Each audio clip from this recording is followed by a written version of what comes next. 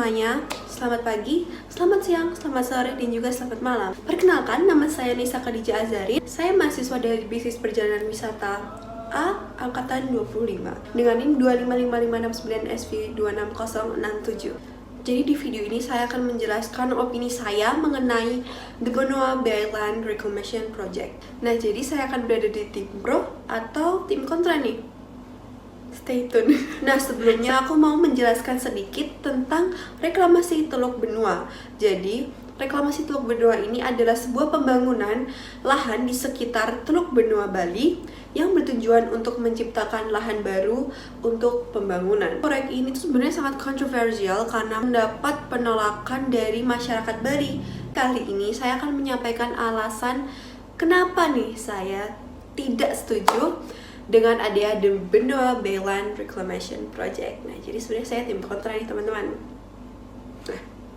Oke, jadi yang pertama, dengan adanya reklamasi project ini tuh dapat menimbulkan kerusakan ekosistem mangrove dan juga biota laut.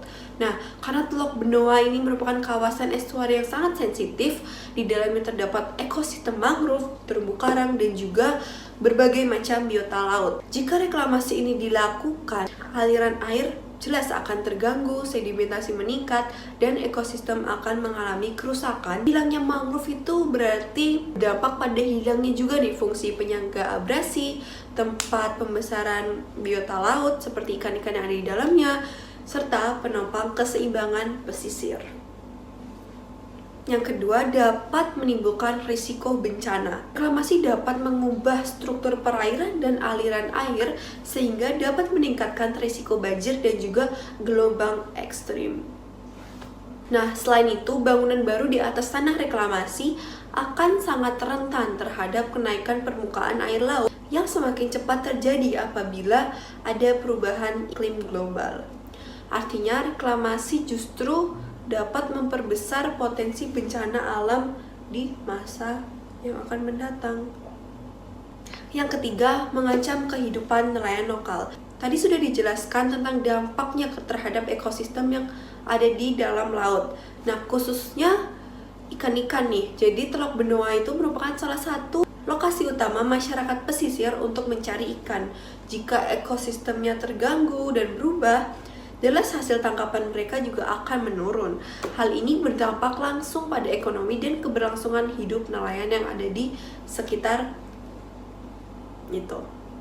Yang keempat, munculnya aspek sosial dan penolakan dari masyarakat. Gerakan besar tolak reklamasi Teluk Benoa menunjukkan bahwa masyarakat adat, aktivis lingkungan, dan juga komunitas lokal tidak setuju dengan proyek ini. Penolakan mereka menunjukkan kurangnya pelibatan masyarakat dalam proses pengambilan keputusan.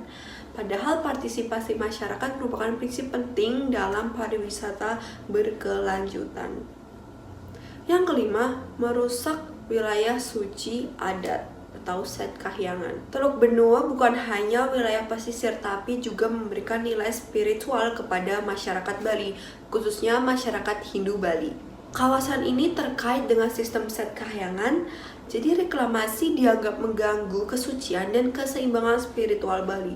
Kerusakan terhadap ruang adat berarti juga merusak identitas budaya yang selama ini menjadi ciri khas paten pariwisata Bali.